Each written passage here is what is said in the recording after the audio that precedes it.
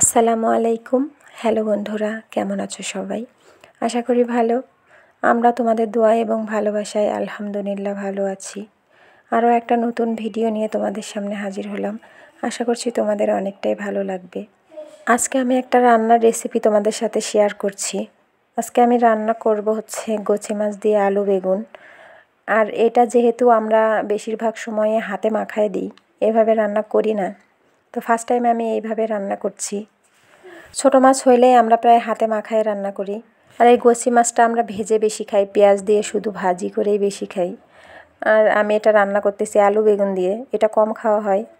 তো যাই হোক, এখানে আমি পেঁয়াজ কুচিয়ে নিয়েছি, পেঁয়াজ মরিচ তেলের মধ্যে দিয়ে দিয়েছি। এটা হালকা ভাজা হয়ে গেলে আমি এর মধ্যে মাছটা দিয়ে দেব। আর গোচি মাছগুলো একদম ছোট ছোট ছিল। আর এমনিতেই গোচি মাছের আমরা মাথাটা খাই না, মাথা ফেলে দিই। আর যদি একটু বড় হয় মাছটা, একটু যদি বড় সাইজের হয়, সেটার কাটা ফেলে দিয়ে আমরা ওটাকে ছিলে নিই বেশিরভাগ সময়ে। আর আমাদের গোচি মাছ মানেই ছিলে খাওয়া। আর আমি এগুলো ছিলে নিইনি, অনেকটা ছোট ছিল মাছগুলো, অনেক ছোট। এই জন্য এটা আলু বেগুন দিয়ে এমনিই রান্না করতেছি। আর পেঁয়াজ মরিচটা আমি ব্রাউন ব্রাউন করে ভেজে নেব। আর আমার একটা অভ্যাস, সেটা হচ্ছে আমি পেঁয়াজ মরিচ ভাজার সময় এই লবণটা দিই। আমার কাছে মনে হয় পেঁয়াজ মরিচ ভাজার সময়ে যদি লবণটা দিই, তাইলে তাড়াতাড়ি মনে হয় পেঁয়াজ মরিচটা ভাজা হয়ে যায়। জানি না এটা ঠিক কিনা, কিন্তু আমি এইটাই মনে করি। তো এইভাবে পেঁয়াজটা আমি ভেজে নিচ্ছিলাম। এর মধ্যে একটু হালকা হলুদ দিয়ে দেব। যেহেতু মরিচটা আমি কাঁচাই দিয়েছি, এর মধ্যে মরিচের গুঁড়া আর দেবো না। হালকা হলুদ দিয়ে নাড়াচাড়া করে নেব। তারপর এর মধ্যে মাছটা দেব। আর এর মধ্যে আমি কোনো বাটা মশলা ইউজ করিনি। আর যেহেতু এটা আমি তেলে দিচ্ছি, হাতে মাখায় দিচ্ছি না, এই জন্য একটু হালকা জিরে ফোড়ন দেব এর মধ্যে। কাঁচা জিরা ফোড়ন দিয়ে দেব। আগে জিরেটা সাথে সাথে দিয়ে দিলে জিরেটা পুড়ে উঠবে, এই জন্য জিরেটা পরে দেব। জিরা আর তেজপাতাই দেব শুধু এর মধ্যে, আর অন্য কিছু দেব না। তো এর মধ্যে জিরা দিয়ে দিচ্ছি, কাঁচা জিরা। এটা একটু ভেজে নেব, নিয়ে তারপরে এর মধ্যে মাছটা দেব। আর আমাদের যেহেতু তেজপাতার গাছ আছে, আমাদের বলতে আমাদের পাশের বাসার আত্মীয়র, তো সেখান থেকে একদম টাটকা তেজপাতা নিয়ে আসা হয়। এটার গন্ধটাও অনেকটা ভালো হয় বাজারের কেনা তেজপাতার চেয়েও। একদম গাছ থেকে পেড়ে নিয়ে আসা তেজপাতা, অনেক সুন্দর গন্ধ বেরোয় এটা থেকে। আর এটা প্রায় ভাজা হয়ে গেছে। এটাতে এখন আমি মাছটা দিয়ে দেব।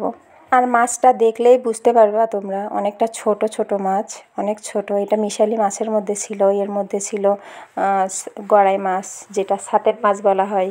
তারপরে হচ্ছে এর মধ্যে ছিল মোয়া মাছ, এর মধ্যে ছিল ট্যাংরা মাছ। সেখান থেকে আমি বেছে বেছে এগুলো বের করেছি। মিশালি মাছের মধ্যে এগুলো ছিল। আর এটা সুন্দর করে ভালোভাবে ভেজে নেব। আর এটাকে ভেজে নেওয়ার পরে আমি এটার মধ্যে তরকারিটা দিয়ে দেব। এখানে আসলে কালারটা ভালো আসেনি। কাঁচামরিচ এমনিতেই, কাঁচামরিচের তরকারিতে এমনি কালার একটু সাদা সাদা হয়। কারণ যদি আমি এখানে শুকনো মরিচ ইউজ করিনি, তারপরে অনেক সুন্দর কালার এসেছিল, অনেক ভালো লাগতেছিল। এখানে প্রায় তেল বের হয়ে গেছে, মাছটাও প্রায় ভাজা হয়ে গেছে। এর মধ্যে এখন আমি একটু হালকা পানি দিয়ে মাছটা আরেকটু সেদ্ধ করে নেব। আর এই গোচি মাছটা যেহেতু ভাজলে একটু শক্ত শক্ত হয়, এর মধ্যে একটু পানি দিয়ে সুন্দরভাবে সেদ্ধ করে নিয়ে তারপরে এর মধ্যে আলু বেগুনটা দিয়ে দেব। যাই হোক, এটা এখন ঢাকনা দিয়ে দেব। ঢাকনা দেওয়ার পরে এর পানিটা শুকিয়ে তেল বের হয়ে যাবে, তখন এর মধ্যে দিয়ে দেব আলু বেগুনটা। এই যে ফাইনালি এটা হয়ে গেছে, তেলটাও বেরিয়ে গেছে দেখা যাচ্ছে।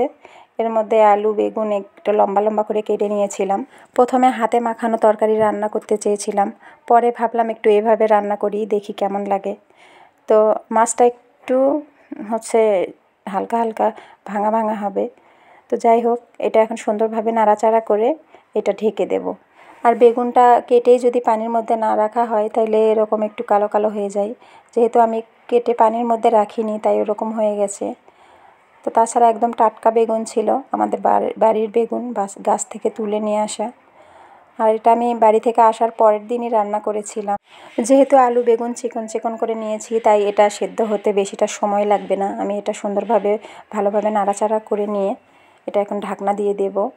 আর ঢাকনা দেওয়ার পরে পরের বার এটার ঝোল বেরিয়েছিল এরকম। তো ঢাকনা দেওয়াটা আমি ভিডিও করিনি। এটার পরের এরকম অবস্থা, কিন্তু কালারটা সুন্দর ছিল, কিন্তু বোঝা যাচ্ছিল না। আর আমরা চচ্চড়িগুলো সাধারণত একদম শুকনা শুকনা করি, একদম কোনো নিচে কোনো পানি থাকবে না, ঝোল থাকবে না, একদম শুকনা শুকনা। আর এইটা যেহেতু আমি এভাবে তেলের ওপর দিয়ে রান্না করতেছি, এই জন্য এটার মধ্যে একটু ঝোল রাখবো। তাই এইটা একটু বেশি করে ঝোল দিয়ে এখন এটা আমি ঢাকনা দিয়ে দেব। আর যেহেতু ধনেপাতা ছাড়া আমার রান্না চলেই না বলতে গেলে, তাই এটার ওপরে এখন ধনেপাতা দিয়ে তারপরে আমি ঢাকনা দিয়ে ঢেকে দেব। প্রথমে ভেবেছিলাম খুব একটা ভালো হবে না, পরে খাওয়ার সময় দেখলাম অনেকটা মজা হয়েছিল, খুব ভালো লেগেছিল। আর এমনিতেই গোচি মাছ যে কোনো রান্নাই অনেকটা টেস্ট হয়, অনেক ভালো লাগে গোচি মাছটা। তো এইভাবে রান্না করে দেখো, তোমাদের ভালো লাগবে। আমারও অনেক ভালো লেগেছিল। তো ধনেপাতাটা উপরে দিয়ে দিলাম, এখন এটা ঢাকনা দিয়ে ঢেকে দেব। আর এতক্ষণ আমার সাথে যারা যারা আছো সবাইকে অসংখ্য ধন্যবাদ, অনেক অনেক ভালোবাসা। সবাই একটা করে লাইক করবে, কমেন্টস করবে। আর যারা যারা আমার চ্যানেলে নতুন তারা চ্যানেলটা সাবস্ক্রাইব করে পাশে থাকা বেল বাটনটি অল করে দেবে, যাতে আমার নতুন কোনো ভিডিও ছাড়ার সাথে সাথেই তোমরা পেয়ে যাও।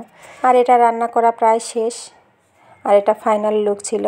অনেকটা সুন্দর হয়েছিল, এখানে অনেকটা বোঝা যাচ্ছে না। বেগুনের তরকারি যেহেতু একটু কালারটা এরকমই লাগবে। তারপরেও চোখে দেখা কালার আর মোবাইলের ভিডিও করা কালারটা অনেক পার্থক্য ছিল। পরে একটু লাইটের ব্যবস্থা করার পরের কালারটা এইটা। তো আমি বুঝতে পারলাম যে আমার লাইটিংয়েরই সমস্যা ছিল অনেকটা।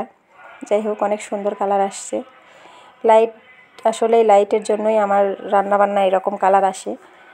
রান্নাঘরটা যেহেতু অন্ধকার, তাই কিছু করার নেই। তো এটা অনেক দারুণ ছিল, অনেক সহজভাবে ছিল, বেশিক্ষণ লাগেনি রান্না করতে, অনেকটাই সহজ ছিল। খুব তাড়াতাড়ির সময় এরকম একটা রেসিপি আসলেই ভালো লাগবে। তাড়াতাড়ির সময় এরকমভাবে রান্না করবে। যাই হোক, এতক্ষণ আমার সাথে যারা যারা আছো তাদের সবাইকে অনেক অনেক ভালোবাসা।